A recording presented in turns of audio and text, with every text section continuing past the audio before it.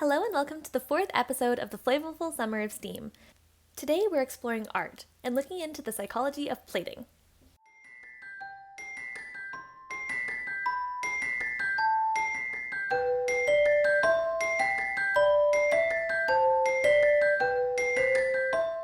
Let's look at what ingredients and materials we will need. There's also a link to a PDF in the description below. You will need donuts or another round food, 2 plates that are the same size, a small fruit, we used blueberries, and a larger fruit, we used grapes. Now let's plate it up. We're using donuts, but again, you can use anything you'd like. Today, I'll be getting Meghan and Nathan's help with this experiment. Start by placing a similarly sized donut onto each plate, or if you're using another food, place 2 items of similar size on each plate. Then surround each donut or food item in 8 fruits. Here you can see our blueberry plate and our grape plate. Now observe which donut you think looks bigger. Be sure to write it down. Now we're going to swap the fruits that surround each donut. Maybe it's the color of the donut that's influencing which one we think is bigger. So let's try this out.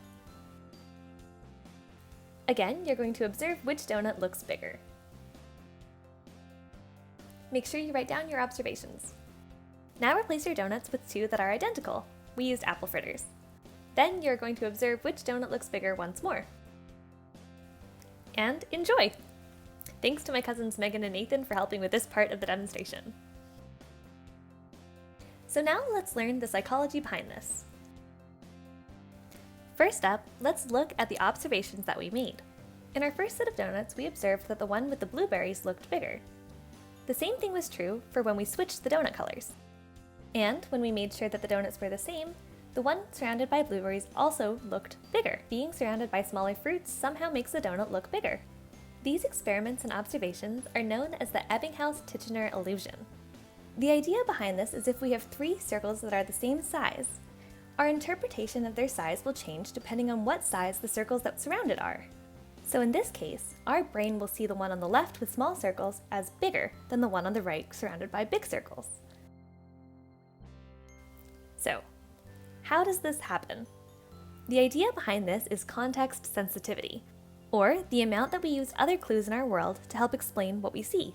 The idea is, when we have a circle, and surrounded by much smaller circles, we interpret these circles as small. We then see that the big circle is a lot bigger than the small circles, making us think it's big. However, when we surround it with circles that are still small, but not as small, we see that there's not as big a difference, meaning that we think that the circle is only medium size. Here we see that our interpretation of the size of the yellow circle changes with context, meaning that it's context sensitive. Now when we try this with our donuts, we see the same thing. When it's surrounded by the small blueberries, we interpret the donut as huge. Compared to when we surround it with grapes that are larger, we see the size difference isn't as great, so the donut doesn't look as big. My next challenge to you is to have a look at what happens when you place objects that are larger than the donut next to it. How does this change the way it looks? If you try out this experiment, be sure to tag me in your posts at STEM_files. The Flavourful Summer of STEAM is done in partnership with Flavourful Science, and a big thank you to the Rising Youth Community Service Grant Program for their help and support.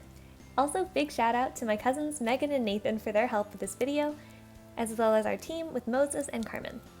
If you enjoyed this video, be sure to stay tuned for our final video in this series on math.